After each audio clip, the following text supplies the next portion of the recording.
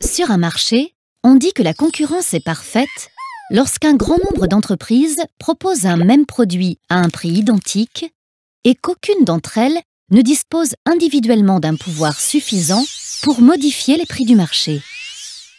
À l'inverse, lorsqu'une ou plusieurs entreprises ont la capacité d'influencer seules les prix à la hausse ou à la baisse, on parle de concurrence imparfaite.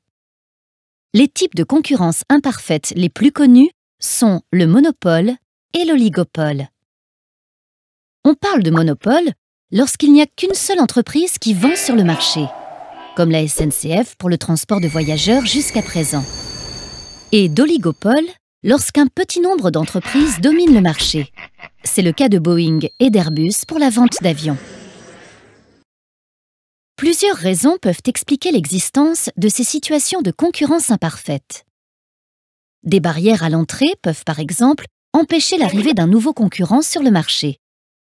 Il peut s'agir de barrières réglementaires lorsque des règles limitent l'entrée sur le marché, comme c'est le cas pour les pharmacies, qui doivent obtenir une licence délivrée par l'Agence régionale de santé. Ou bien de barrières économiques lorsque le coût d'entrée sur le marché est élevé. La création d'un nouvel opérateur de téléphonie impliquerait par exemple des investissements importants pour créer l'infrastructure réseau ou de louer celui des opérateurs existants.